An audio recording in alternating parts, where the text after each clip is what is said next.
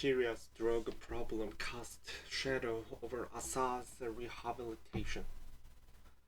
Security personnel stands at the gate of Syrian Interior Ministry's Anti-Narcotics Department in Damascus, Syria, June 14. CNN.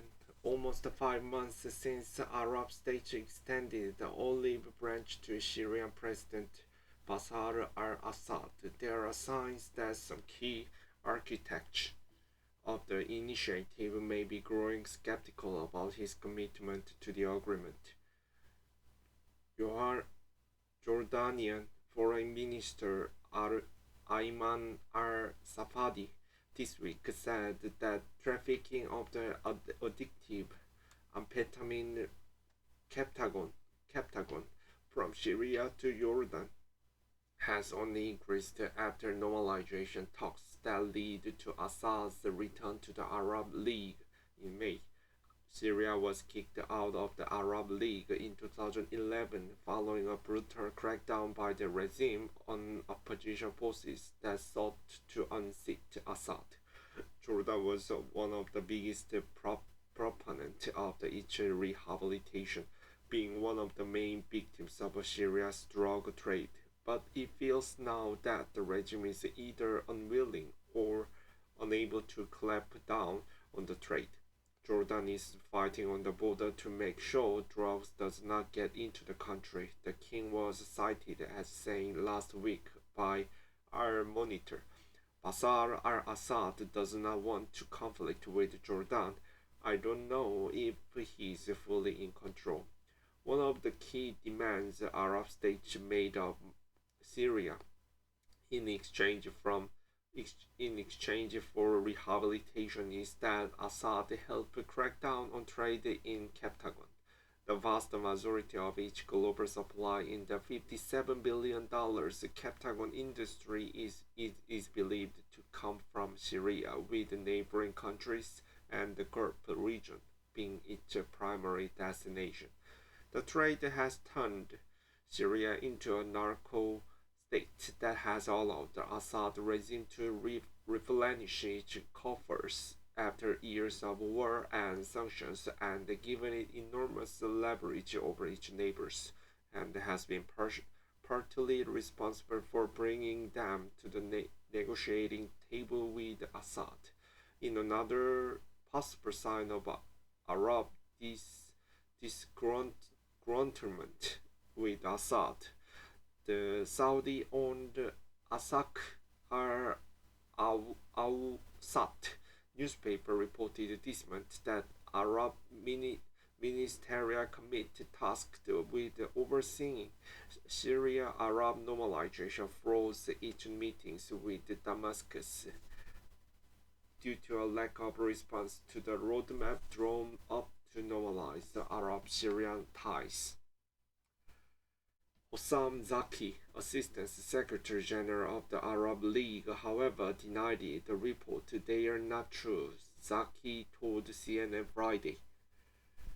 Emily Okayem, Director of Regional Security at the International Institute for Strategic Studies (IISS) in London, said it is no surprise that Syria's reintegration effort hit a wall.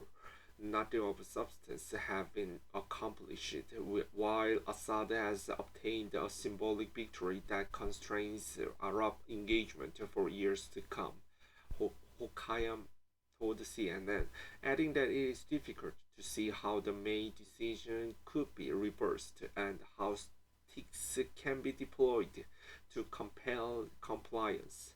In an interview with Sky News Arabia last month, the Syrian leader appeared confident and suggested that he was in no hurry to reconcile with neighbors until they changed. He blamed the lack of progress on normalization with Arab nations on the incompetence of Arab politics. Arabs, he said, are good at optics but not in implementation. Drug trafficking worsens with war. Assad said, and so the responsibility of the Captagon problem in Syria falls on the countries that contributed to the chaos in Syria, and not the Syrian state. He added that it was Syria and not its Arab neighbors that proposed to resolve the drug crisis, as it is mutually beneficial to do so. Experts have said that the process for Syria's rehabilitation has been fraud. The problem is that there isn't actually a mechanism for accountability in terms of the normalization initiative, said H.A. Hellyer, scholar, scholar at the Carnegie Endowment for International Peace.